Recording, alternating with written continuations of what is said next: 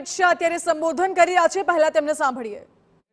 ऐसे उत्पाद में दूध को कन्वर्ट करने की क्षमता और फिर मार्केट के हिसाब से मुनाफा लेकर वापस कोऑपरेटिव बेसिस पर वो दूध उत्पादक बहन के पास पहुंचाने की व्यवस्था होती है। तो सबसे पहला काम दूध उत्पादक बहनों का शोषण समाप्त। दूसरा काम होता है कि एक दूध उत्पादन के बिजनेस में जब कोऑपरेटिव सेक्टर आता है तो एक अकेला दूध उत्पादक होती है।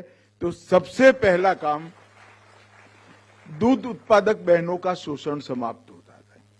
दूसरा काम होता है कि ये दूध उत्पादन के बिजनेस में जब कोऑपरेटिव सेक्टर आता है तो एक अकेला दूध उत्पादक अपने पशुओं के स्वास्थ्य की चिंता नहीं कर सकता है, परंतु अगर जिला का दूध उत्पादक संघ बनता है तो वो पशु की नस्ल सुधार, स्वास्थ्य का सुधार, यहां तक कि उसके अच्छे आहार तक की सारी व्यवस्थाएं करता है और पशु का स्वास्थ्य भी अच्छा होता है।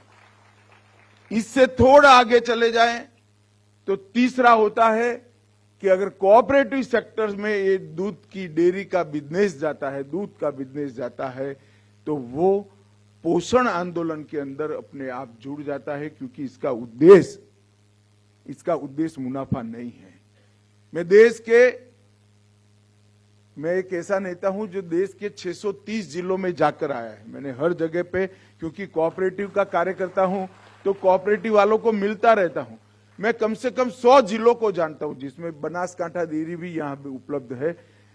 बैठे हुए शंकर भाई जो पोषण से पीड़ित कुपोषित बच्चों को पोषण देकर, दूध देकर उनके पोषण की भी चिंता करता है। अहमदाबाद डेयरी जैसी डेयरी सभी सगर्भा माताओं को लड्डू देकर उनके पोषण की, बच्चे के पोषण की चिंता करता है। और पूरे कुपोषण के खिलाफ की लड़ाई के अंदर एक कोऑपरेटिव सेक्टर जुड़ गया है। इससे चौथा फायदा होता है डेयरी और डेयरी टेक्नोलॉजी।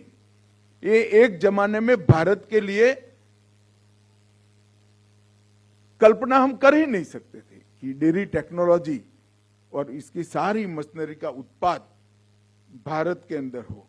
अभी मैं गांधीनगर में ही एक राष्ट्रीय अधिवेशन था, वहां गया था, वहां स्टॉल लगे थे। मैंने पूछा है भाई इसमें आत्मनिर्भर भारत वाले कितने हैं, आप लोगों को आनंद होगा।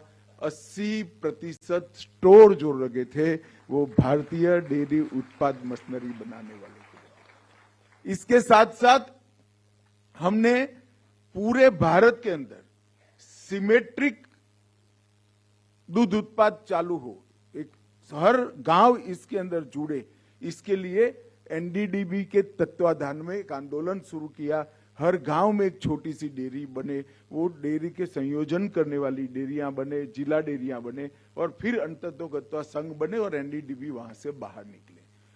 कई क्षेत्र जो इस डेयरी के, कोऑपरेटिव डेयरी के साथ जुड़े नहीं थे, वहां पर भी एनडीडीबी के माध्यम से, और अब गुजराती की सक्षम डेयरियां भी उत्तर भारत, विशेषकर उत्तर प्रदेश के अंदर, हरियाणा के अंदर अपना काम का विस्तार कर रही है और वहां कोऑपरेटिव तरीके से ही डेयरी को आगे बढ़ा रही है। तो इसके सिमेट्रिक उत्पादन के लिए भी ये कोऑपरेटिव है तभी संभव है। अभी अभी मुझे मिनेश भाई ने कहा कि असम के मुख्यमंत्री ने एनडीडीबी को काम दिया है। निमेश भाई मुझे मालूम है, मैंने ही उनको प्रेरित किया था कि आप पहले एनडीडीबी को दीजिए, आपका डेयरी संघ बनाइए।